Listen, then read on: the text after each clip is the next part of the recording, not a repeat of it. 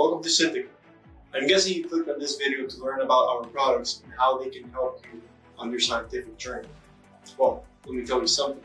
We want to help you find the right tools to ensure your research is precise and accurate. Because you know how they say, exceptional minds require exceptional tools. So hit the subscribe button and follow us on our social media here, and here. So now, let's talk science.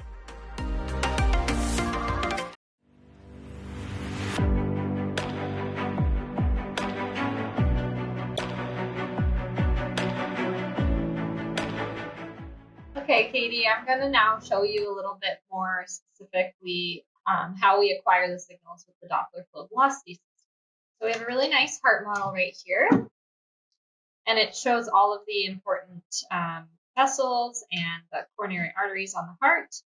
So when we're using the Doppler flow velocity system, or the DFVS, you want to place your probe, which you can see is really small, about 2 millimeters in diameter, as in line with the vessel of interest. And that's giving you 0 to 15 degree angles, which is really important for blood flow velocity measurements. So I'm going to open this up, and I'll start with the mitral valve, which is right here.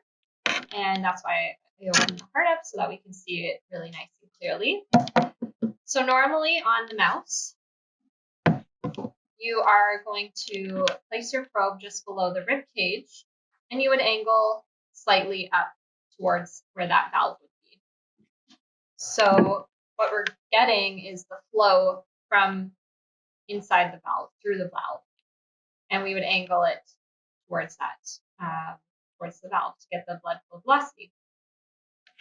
So Sydney, to get that signal, assuming in the in vivo situation that you can't see where the valve is, would you still, because I could see you're kind of placing the probe here, would the idea be to put it over top of the valve, or can it be this far away, I guess, to get a good signal? Yeah, so in the animal model, the rib cage normally is in the way. So we don't want to approach from up here like this towards the valve over top of the mouse or the rat, because also we're trying to get that 0 degree angle. So from this heart model, you can see it's pretty much totally flat. So by placing the probe lower, first of all, under the rib cage, we're also able to get a 0 degree angle through that mitral valve. So that'll give us really beautiful mitral signals with the Doppler system.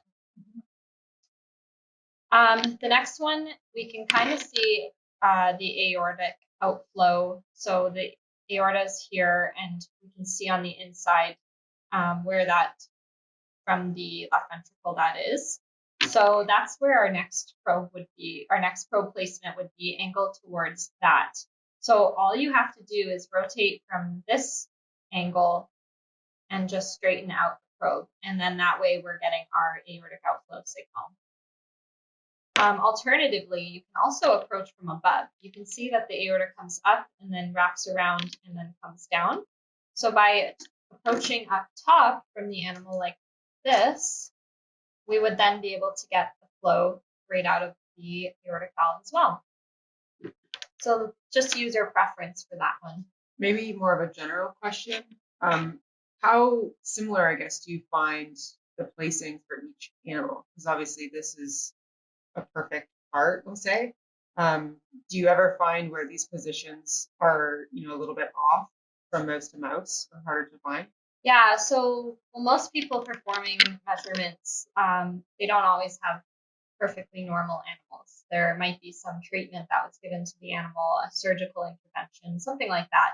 So sometimes there could be a rotation of the heart. So rather than sitting, a certain way, it could be rotated. Without having an image of the heart the way that you do with an ultrasound system, it's all about just kind of playing around until you find the correct signal. Mm-hmm. We would teach you what to listen for, what to look for on your Doppler software, and that way you're able to know when you have achieved the correct signal. And from animal to animal, it could vary, but for the most part, the heart will be situated the same way. And then you briefly mentioned ultrasound. So with ultrasound, you have to apply ultrasound gel, and you're typically narrowing or shaving the area of interest. Do you need to do that for Doppler? You do not. So that's part of the reason that the DFVS is has shorter signal acquisition times, or is considered easier to use.